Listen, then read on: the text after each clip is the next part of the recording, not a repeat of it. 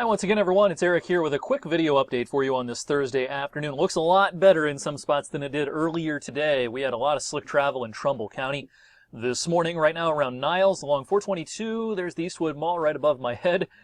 Things are moving along better, but is this a temporary change? We'll talk about that in just a second.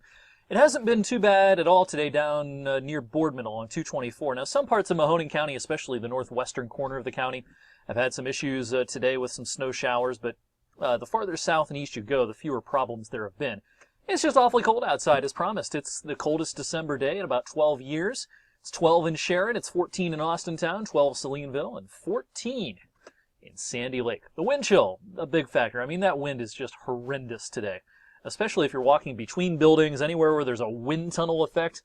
Ugh, it's really nasty. 6 below is the wind chill at the airport right now. Now, Storm Tracker 21, fairly quiet at the moment. Now, it's been this way all day today. The radar's been a little deceiving. First of all, the Pittsburgh radar is out of commission today.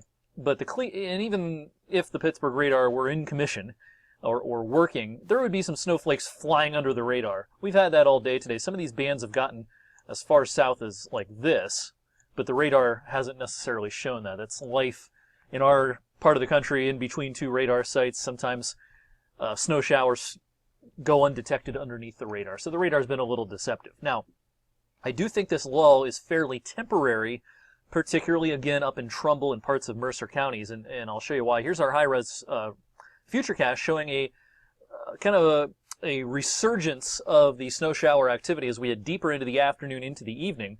Now, these might be aimed a little farther north than this morning's action. This morning's action was more through Lordstown to Niles, and Warren, places like that. This might be the heart of it anyway, aimed a little more towards Mespo, maybe Kinsman, maybe as far south as Cortland, Mecca, places like that. And some of these will get into Mercer County as well. So I think we're going to see things ramp up again before the afternoon is through. We're going to have to be careful on the roads. And tonight, after the sun sets, a lot of black ice problems out there. A lot of meltwater will freeze very quickly this evening after the sun sets because it is so terribly cold outside. Flurries will linger into the night tonight, but I think our chance of accumulations will wind down by about midnight or so. Now tomorrow morning, again, because it's so cold and salt and brine don't work as effectively in the cold, there might be some slick spots, some residual slick spots. All right, our next mess is tomorrow night into Saturday. I'll cover this real quickly. More details on this later this afternoon. I think we're going to see a couple or a few inches of snow Friday night, followed by a period of icing that hopefully doesn't last long.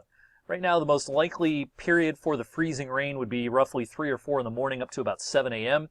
Then I think we're going to rocket into the 40s, maybe even close to 50 on Saturday afternoon with rain showers around. So all of our problems with the next system in terms of slippery travel will be Friday night, early Saturday, then perhaps again late Saturday night into early Sunday with some snow showers returning and perhaps a refreeze.